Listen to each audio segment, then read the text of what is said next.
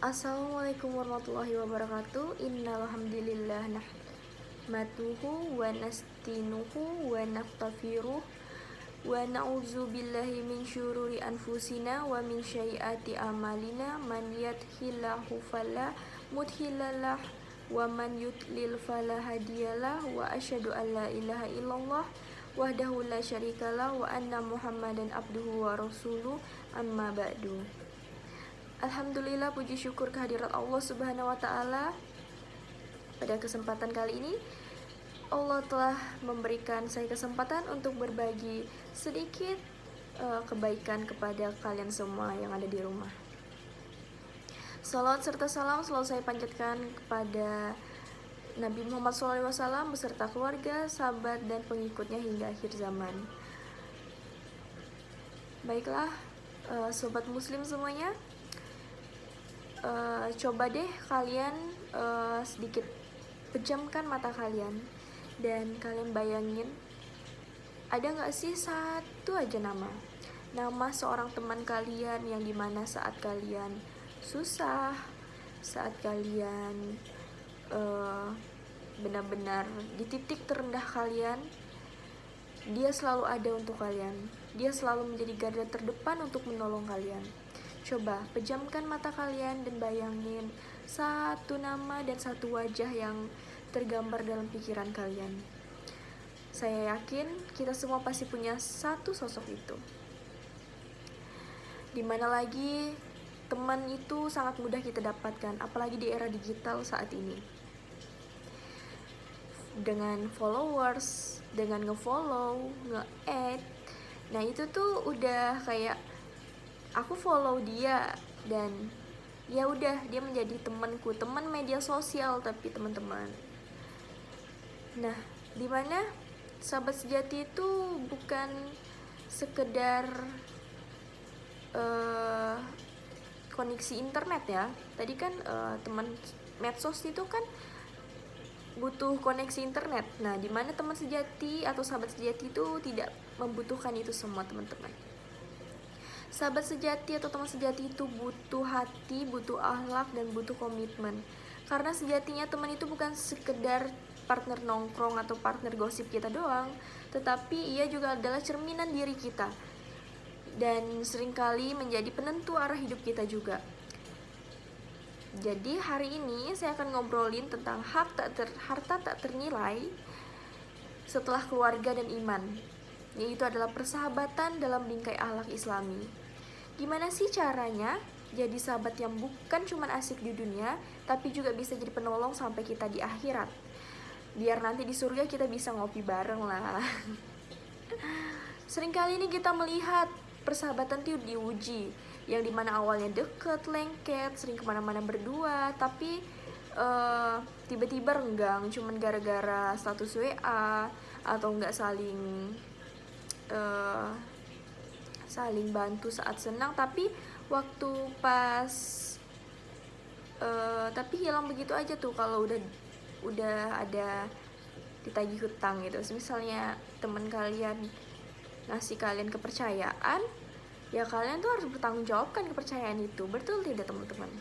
Nah, dan juga tuh kadang ada juga temen nih dimana kita udah mempercayai dia dengan kita menceritakan tentang kehidupan pribadi kita kepada dia dengan segala hal yang sudah kita laluin, tetapi itu malah dijadikannya bumerang, malah dijadikannya asumsi publik, dimana dikonsumsi oleh publik dan dia mendapatkan keuntungan yang dimana dia akan mendapatkan sensasi dari banyaknya orang, dan aib kita tersebar oleh dia.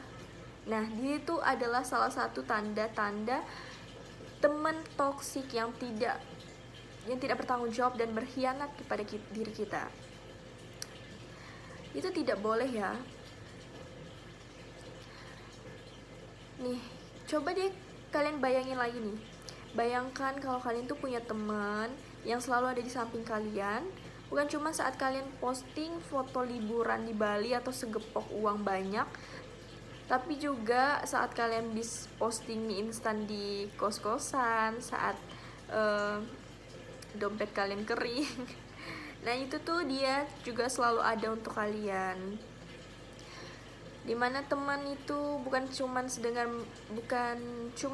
sekedar mendengar keluh kesah kita aja, tapi juga memberikan solusi dan juga mendukung moral yang tulus. Dia adalah tipe teman yang pas kamu lagi galau, mau kayak misalnya aku pengen hijrah nih, dan dia bukan yang kayak menolak dengan ngapain sih hijrah, kita tuh harus menikmati masa muda kita loh gitu. Tidak, itu bukan teman yang baik, bukan sahabat sejati. Tapi teman yang baik untuk diri kita itu adalah saat kita ngomong aku pengen hijrah, dan dia bakal mendukung kita sepenuh hati dan mengajak kita dengan kata-kata, yuk bareng nanti aku temenin ngaji, yuk bareng nanti aku temenin ke pengajian gitu, aku temenin ke taklim. Nah seperti itu teman-teman.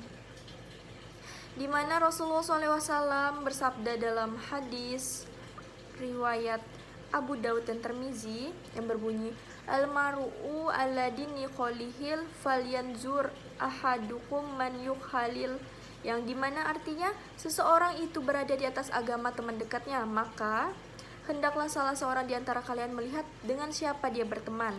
Dimana hadis ini menjelaskan bahwa saat kita berteman dengan siapa saja, kita akan terbawa suasana itu. Kayak misalnya kita memiliki teman yang dia sering sholat 5 waktu, dan kalau keluar rumah, kalau lagi ngopi juga dia sering ngajak kayak waktu azan, terdengar nih suara azan, Allahu Akbar, Allahu Akbar. Nah, dan waktu azan itu dia ngajak kita, yuk kita sholat. Pasti kita juga terbawa suasana kan.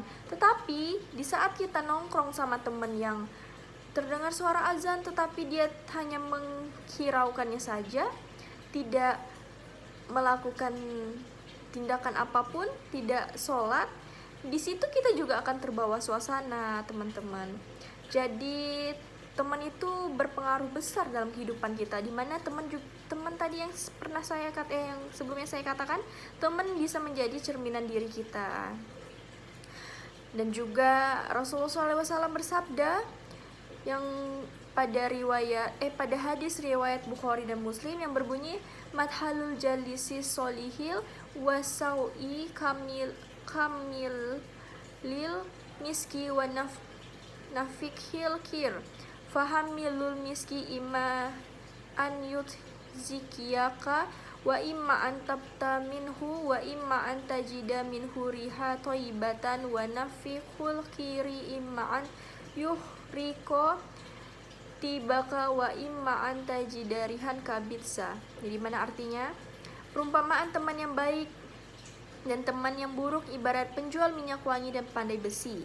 Penjual minyak wangi bisa jadi dia akan memberimu sedikit atau engkau membeli darinya, atau engkau mendapati darinya bau wangi. Sementara pandai besi bisa jadi ia akan membakar pakaianmu atau engkau mendapati darinya bau yang tidak sedap. Dimana pada hadis riwayat Bukhari dan Muslim ini menjelaskan bahwa teman yang baik itu seperti penjual minyak wangi. Di saat kita berteman dengan dia, kita akan mendapatkan imbasan kewangian dari dia, seperti kebaikan. Jika kita berteman dengan teman yang baik, kita akan menjadi baik. Jika kita berteman dengan teman yang buruk, kita akan terjerumus ke hal yang buruk. Jadi seperti itu makna dari isyarat hadis tersebut. Nah teman-teman, kalian tahu gak sih seberapa pentingnya sih akhlak dalam pengaruh pertemanan? Kalian tahu gak seberapa penting sih akhlak dalam pengaruh pertemanan itu seberapa penting? Nah jadi dalam persahabatan atau pertemanan tuh kita perlu menerapkan beberapa hal agar pertemanan kita itu memiliki akhlak yang baik dan pertemanan yang baik gitu. Jadi yang pertama itu kita dapat menerapkan cinta teman karena Allah. Jadi kita memiliki teman, kita berteman dengan dia karena Allah, karena akhlaknya baik, karena kehidupannya baik. Nah, seperti itu. Seperti contohnya, saat teman memulai lalai dalam sholatnya, saat kamu memiliki teman dan dia mulai lalai dalam sholatnya, apakah kamu berani menegurnya atau malah canggung karena takut dia tersinggung? Tidak boleh seperti itu, tidak boleh canggung, karena teman yang sejati itu dia akan saling menarik temannya ke masjid, bukan ke arah maksiat. Dan yang kedua, jaga kehormatan rahasianya, dimana tadi jika teman kalian mempercayai kalian tuh harus mempertanggungjawabkannya ya teman-teman. Jadi kayak teman kalian cerita tentang kehidupannya, aib-aibnya, itu kalian bukannya menyebarkan kemana-mana, tapi kalian harus memberinya solusi dan merangkul dia. Nah, seperti itu. Dan yang ketiga itu berbicara baik dan jujur, dimana contohnya nih saat teman kalian kayak pakai outfit, kalian mau pergi nih jalan-jalan, terus teman kalian pakai outfitnya kayak kurang cocok dari badan dia, dan dia kayak bertanya, ih outfitku bagus nggak sih? Nah, di mata kalian nih, teman kalian nih outfitnya tuh ya jelek gitu ya kan, nggak cocok untuk dia, tapi kalian bukannya bilang bagus karena kalian tidak enak, takut dia tersinggung atau takut dia sakit hati. Tidak boleh seperti itu, karena temannya sejati, teman yang baik itu dia akan selalu mengoreksi temannya untuk ke jalan hal-hal yang baik. Jadi kalian bisa memberikan kayak gimana ya, kayak bilang sama dia dengan baik, bukan nyeletus, ih jelek ganti sana. Tidak boleh, takut dia benar-benar sakit hati dan tersinggung. Kalian harus bilang dengan baik, seperti kayaknya kurang cocok deh, kayaknya kamu ganti aja deh bajunya, kurang cocok pakai yang ini nih, kasih saran gitu. Nah, itu baru namanya teman sejati ya teman-teman. Dan yang keempat itu adalah hadirlah di saat suka dan duka dia, bukan di saat dia punya banyak duit doang. Teman kalian punya banyak duit, tiba-tiba kalian ngechat, pinjam lo 100. No, tidak boleh seperti itu. Kalian harus ada di saat suka dan duka dia, dimana saat dia lagi di bawah, saat dia lagi di atas, kalian tuh harus ada. Di saat dia lagi ada di titik terendahnya pun, kalian tuh harus ada untuk teman kalian. Tidak boleh di saat teman kalian saat senang doang kalian hadir, tidak boleh seperti itu ya. Nah, yang kelima itu ada berlapang dada dan memaafkan, dimana kalian udah berteman bertahun-tahun lamanya, sering kemana-mana bareng, udah tahu seluk-beluk teman kalian. Tapi saat ada kesalahan dikit yang gak enak di mata kalian dan hati kalian malah kayak menjauhi teman kalian tersebut. Tidak boleh seperti itu, karena permasalahan itu dapat kita selesaikan secara baik. Nah, 5 hal tersebut dapat kita terapkan dalam pertemanan kita agar pertemanan kita menjadi pertemanan yang baik. Berteman karena Allah, bukan berteman karena keeksisan di media sosial doang, karena ingin panjat. Tidak boleh seperti itu ya teman-teman. Nah, saudara-saudara muslim sekalian, persahabatan sejati itu bukan cuma soal berapa lama kita kenal, bukan cuma soal berapa banyak story bareng di Instagram kita, dan juga bukan seberapa banyak kita saling membersamai dalam kebaikan. Tapi teman yang baik itu dialah orang yang bersama kita untuk melakukan kebaikan, ketakwaan, dan hal-hal yang baik ke jalan Allah. Karena teman yang baik itu adalah investasi jangka panjang yang hasilnya bisa kita tuai di dunia, bahkan hingga kita di akhirat kelak. Yuk mulailah hari ini Mari kita perbaiki akhlak kita bersama dan dalam berteman. Jadilah sahabat sejati yang akhlaknya mulia, yang saling menarik ke surga, bukan saling menjerumuskan ke neraka. Insya Allah, dengan akhlak yang baik kita akan menemukan dan mempertahankan persahabatan yang diberkahi Allah Subhanahu wa Ta'ala. Insya Allah. Biar nanti kalau masuk surga kita bisa ajak teman-teman kita satu geng. Semoga Allah menganugerahkan kita sahabat-sahabat yang membawa kita dekat kepadanya di dunia dan akhirat. Mungkin sekian yang dapat saya sampaikan. Wassalamualaikum warahmatullahi wabarakatuh. Semoga bermanfaat untuk kalian semua. Bye bye.